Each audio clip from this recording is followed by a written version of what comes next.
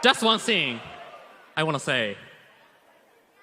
Fighting game is something so great.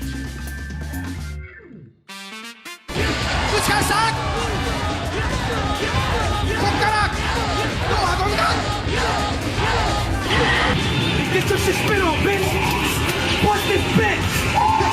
One more for the bell ring! Got it! Give me that burst! Oh yeah, I think he was just trying to get out and he thought he was gonna go in. Oh my goodness! You don't... Oh my god, can you?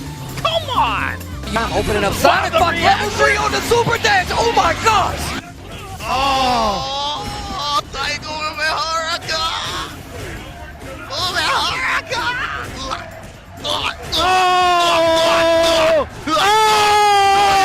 Joy, you can...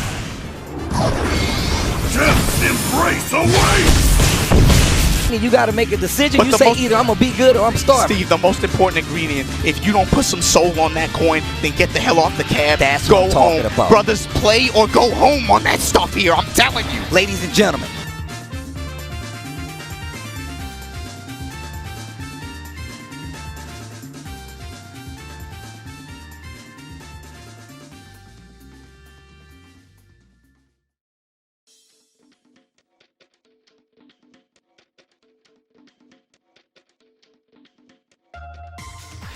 Hey guys, it's Easy LaForce here. I guess to start out, I'm a fighting game player. I've been playing and competing in fighting games for about 10 years or so. I'm a certified 09er to people that have been playing longer than me.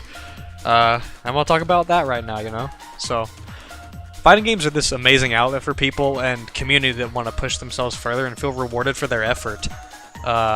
I want to talk about what makes them so cool. In the beginning, it's hard to understand what makes them so great, and to truly appreciate fighting games like that, you need to at least be somewhat invested.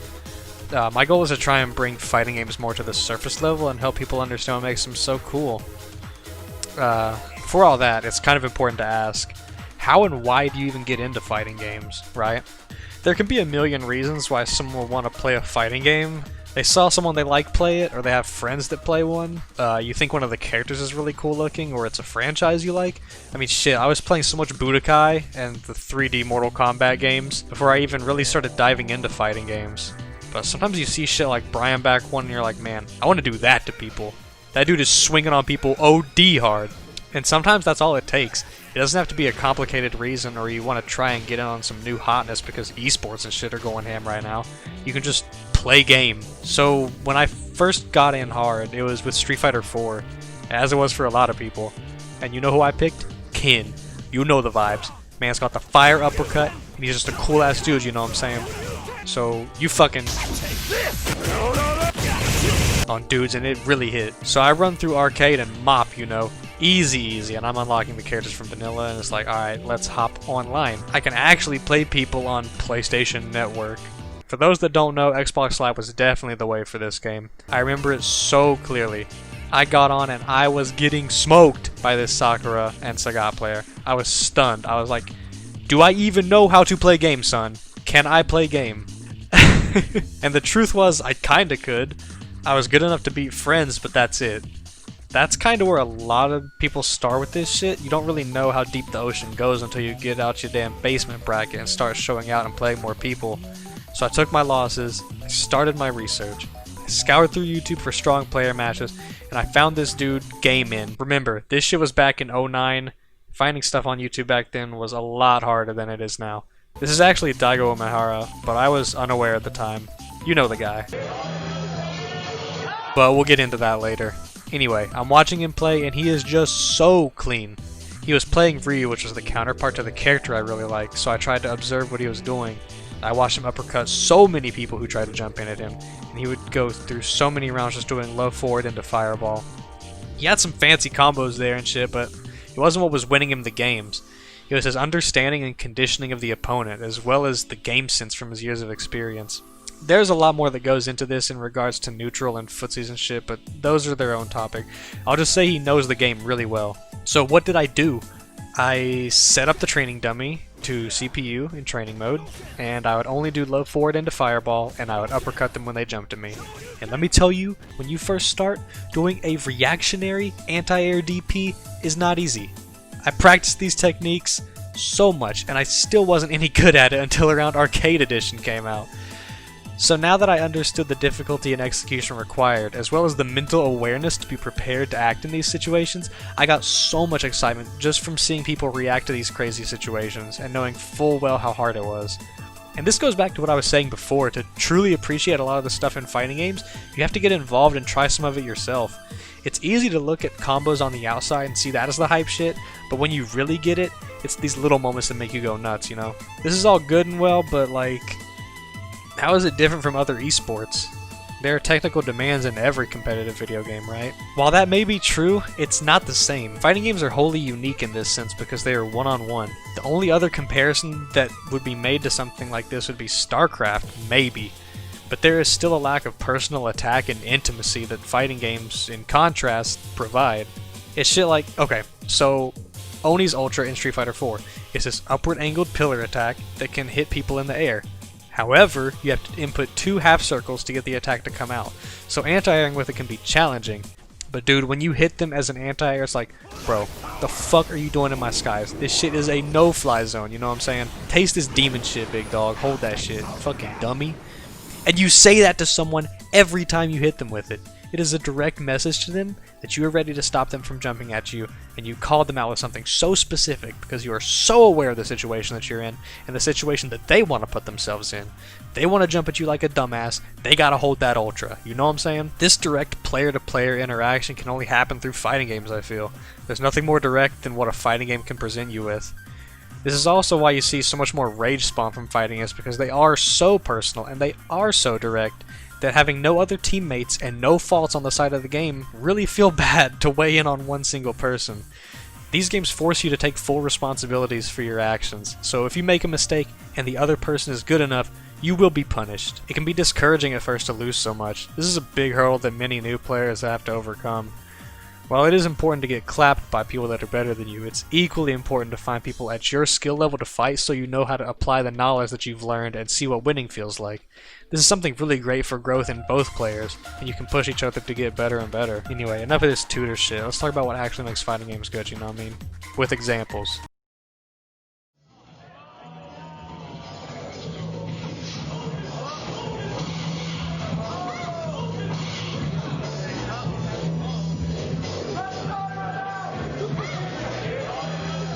You've seen this before.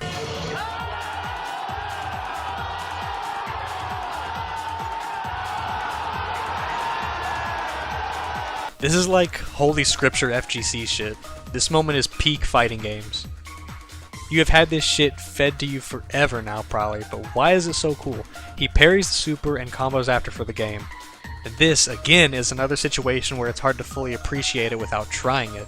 So you try it and what happens? I mean, I know you didn't fucking do it, but you keep trying and you still can't hit it. Why is it so hard? So, to keep it simple, a parry in third strike requires you to hit forward with around 10 frames of the attack actually making contact with you. Now note, in case you didn't know, holding forward will not block, it will make you eat shit if you are not in that parry window, and it's about 1/6 of a second. So it's not super generous, but it's not impossible by any means. Once you practice enough, you can parry a fireball pretty flawlessly. But why is Chun's super so hard to parry?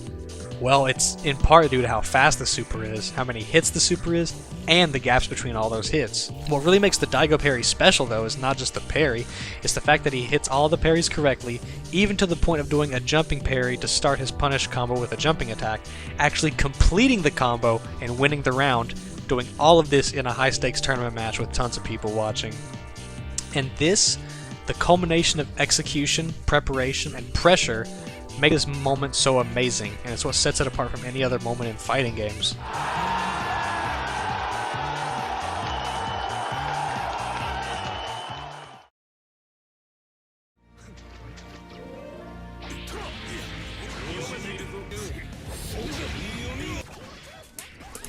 Got it!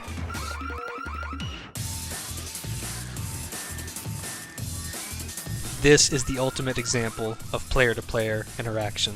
this is what I fucking live for. This embodies my favorite part of fighting games. So, in Guilty Gear, amongst the myriad of defensive options you have what is called a burst. It is completely invincible. It can be used for whenever you're getting hit, blocking, or you're just in a neutral state. Nothing can stop the burst from happening, and it will either hit you or you'll block it. And it is the ultimate oh shit panic button when you don't want to get hit or comboed. Except there is a direct call out to a burst, and this is throwing the burst startup.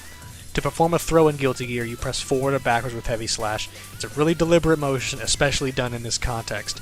Because otherwise, if you aren't close enough to throwing someone, you would just swing with heavy slash. Unless you're doing an option select, that's not fucking important right now. What makes the burst throw so great is that it is a direct message to the opponent. Literally, I prepared this combo just so I would be ready to take your burst. I do my standing kick, I jump cancel, I know you're gonna burst, and I just press forward and heavy slash instead of going for a combo. Yeah, give me the burst, dog. Yes. Yummy.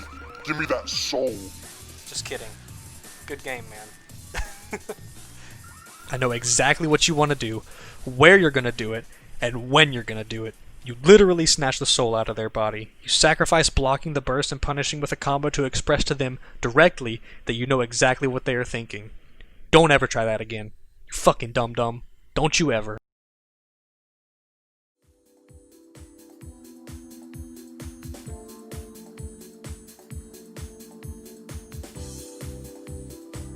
Community is what brings it all home, though. Fighting games are what they are because it's a two-player game. You have to have another person to play with. It is so fun to learn and play with other players, whether it be online, maybe not online, at your locals, or at a big tournament event you attend. Some of my favorite fighting game memories aren't even competing in bracket, but going back to a group of friends' hotel room to play P4A, or playing whatever random game everybody brings into the bring your own console room. The fighting game community is really what makes these the best. There are so many amazing people to meet in the scene and so many fun games to play with each other. It's super easy to make these connections simply because, like I said earlier, fighting games are personal. It is a universal language that everybody can speak. You don't have to speak a second language to make this bond with someone. You can express who you are through your play, and with it, you can talk and laugh with each other just through the game. All this to say, fighting games really are something so great. I don't know where I'd be without them.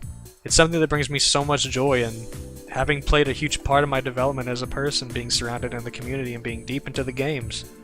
I rambled through this super hard and it's probably really vague and subjective, but it is what it is. You gotta try it yourself, man. Oh, and to the guy I was playing P4A with in the hotel room, I'm sorry for throwing your burst. I hope I didn't give a bad first impression. You seem really cool. Let's play again. Peace.